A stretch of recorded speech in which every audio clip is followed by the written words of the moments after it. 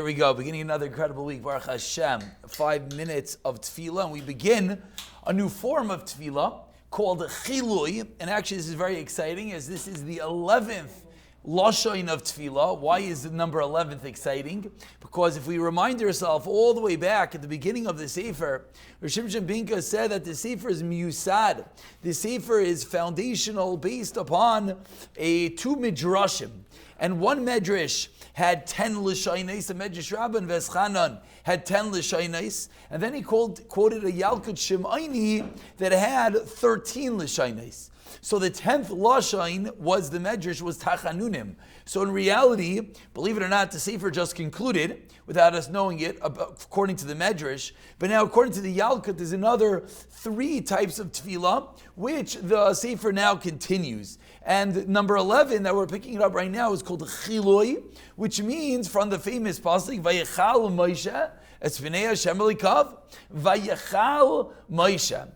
I think these are words that I don't want to say how many times we've probably said in our lives. And does anyone actually know what the words mean?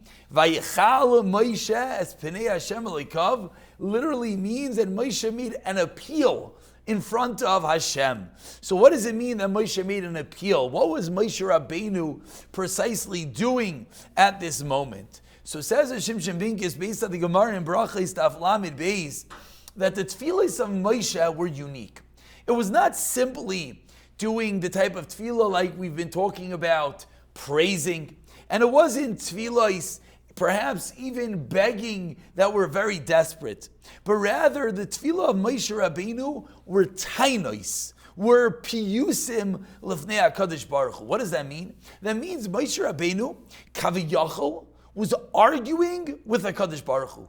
And he was explaining and counter-arguing and delving almost like a court case to convince Hashem this is what should happen.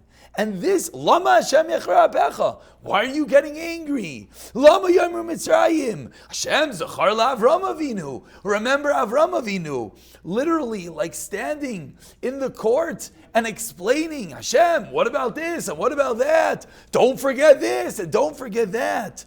A fascinating form of tefillah. And he continues quoting the tefillah of Chana. Chana's tefillah are famous. Many women say tefillah's Chana. At the time of Adlakas Neiros, tefillah's Chana contains incredible skulais. What did Chana daven? And he quotes one line for the Gemara in Brachos, Rabbeinu Shalom. Kol masha barasa, Hashem, everything you created, Loi barasa davrach levatala. Hashem, there's a purpose for everything. Mikol tzivei tzivakei shabarasa bailamecha. Says Chana to Hashem, everything you create in this world, kasha beinecha, is it so difficult? Shetitin li ben echad, to give me one child? It's almost like someone goes to his friend and he sees the guy with a box of donuts. This isn't his mashal. His mashal are much better. And he sees his friend with a box of donuts and he says, is it so difficult? Just give me one. Like, how often does someone say about the wealthy guy? And he says, what's the big deal? Just give me $1 million. Just give me $1,000. What's going on over here? Says Shimshon Binkus, that's the type of tefillah that's happening over here. That Moshe Rabbeinu, that Chana, they're pleading with Hashem, and they're giving arguments. And this is a special type of tefillah called Chilui.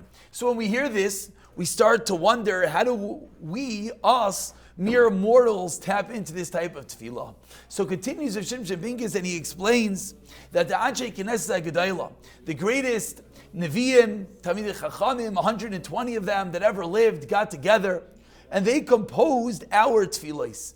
Our tefillahs were composed with Ruach HaKodesh, and they, with their infinite wisdom, with their incredible Ruach HaKodesh, they knew everything that we will need today, tomorrow, and for eternity. And they built into the tefillahs all of that.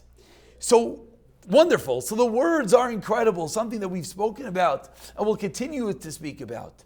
But there's another element that they built into the tefillahs. They built the taina into the tefillahs. They built this form of davening into the bakashes that we're asking of Hashem, not merely to ask, but almost to plead in a mannerism of proving to Hashem why we're deserving. And this is the beginning of this fascinating type of tefillah called Chilui. B'siyata D'Shmaya we'll continue with tomorrow.